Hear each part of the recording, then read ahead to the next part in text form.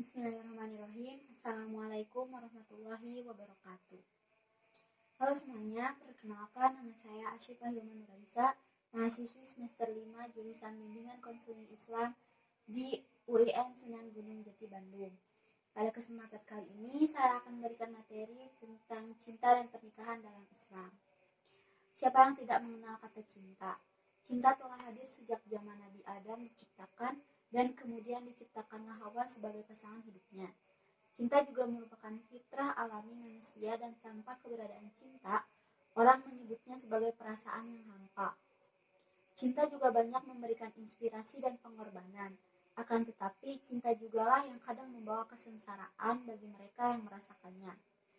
Dalam kehidupan manusia, cinta muncul dalam berbagai hal termasuk cinta kepada istri, suami, anak, harta, tahta, dan sebagainya. Islam sebagai agama dan membawa rahmat Allah SWT juga mengenal dan menghargai adanya cinta. Dalam Kamus Besar Bahasa Indonesia, kata cinta diartikan sebagai perasaan kasih sayang terhadap sesuatu atau orang lain. Secara istilah, cinta dapat dimaknai sebagai suatu perasaan yang dialami manusia, dan perasaan tersebut menimbulkan kasih sayang yang merasakannya. Cinta dalam pandangan Islam sendiri adalah limpahan kasih sayang Allah kepada seluruh makhluknya, sehingga Allah menciptakan manusia dan isinya dengan segala kesempurnaan. Adapun cinta yang sebenarnya atau cinta yang hakiki adalah hanya milik Allah SWT, karena hanya Allah lah yang maha sempurna dan maha pemilik cinta.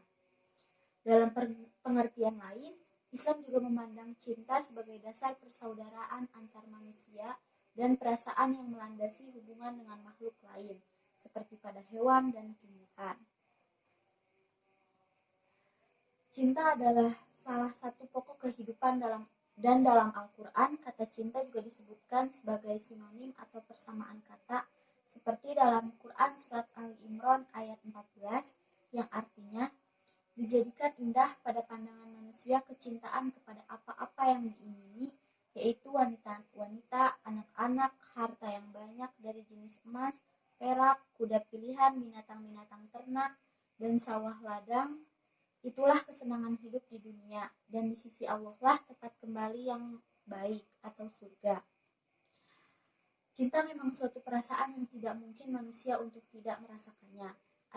Ada berbagai bentuk cinta dalam kehidupan manusia, seperti cinta kepada Allah, cinta terhadap alam sekitar, dan cinta terhadap sesama manusia.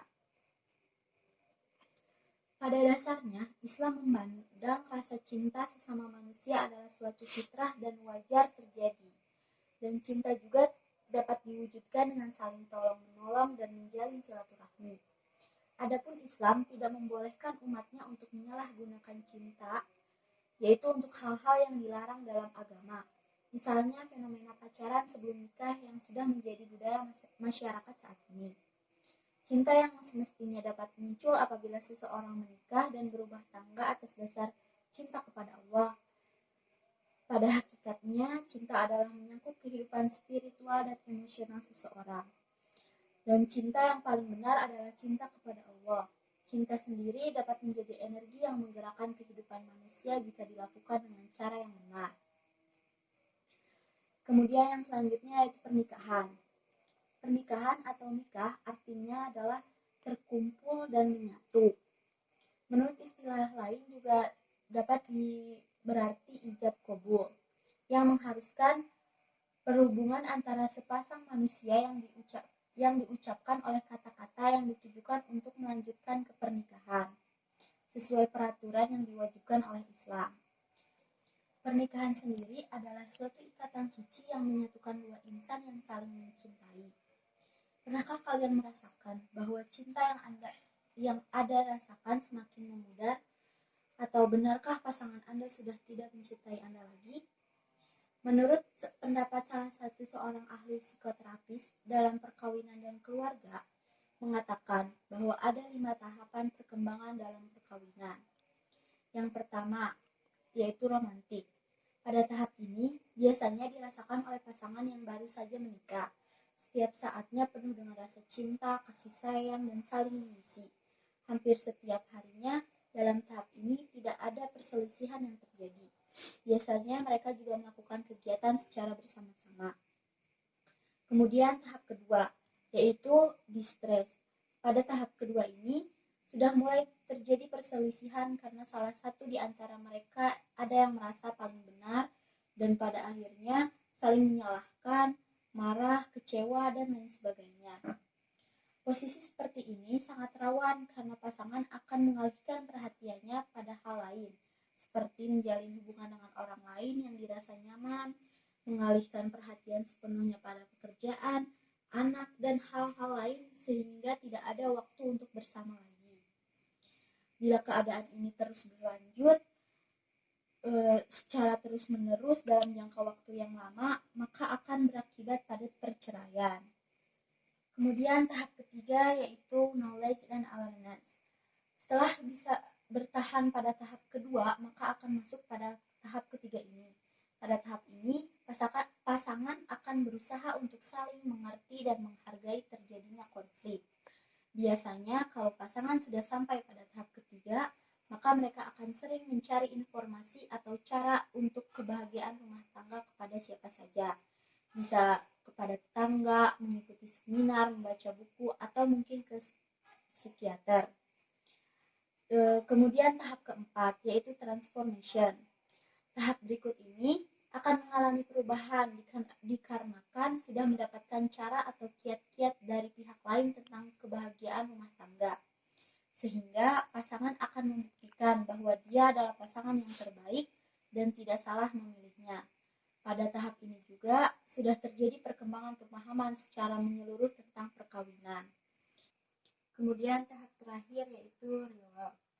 Pada tahap ini hampir sama seperti pada tahap pertama, karena sudah mengerti tentang pemahaman perkawinan secara menyeluruh, maka mereka akan saling memberi dan menerima keadaan pasangannya masing-masing. Cinta, kasih sayang, saling memahami, saling memberi, saling berbagi, saling mengisi, dan saling melengkapi terjadi pada tahap ini.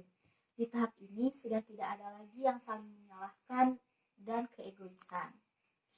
Dari pemaparan tadi dapat disimpulkan bahwa cinta dalam pernikahan bukan hanya sebatas perasaan. Buatlah rasa cinta yang memiliki visi dan misi bersama, yang kelak akan melahirkan komitmen yang kuat bagi sebuah hubungan.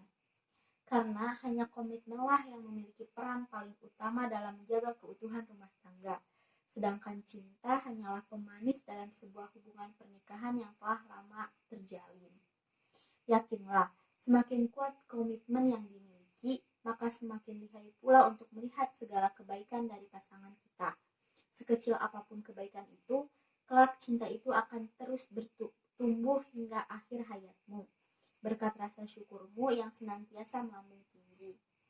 Mungkin itu saja pemaparan yang dapat saya sampaikan.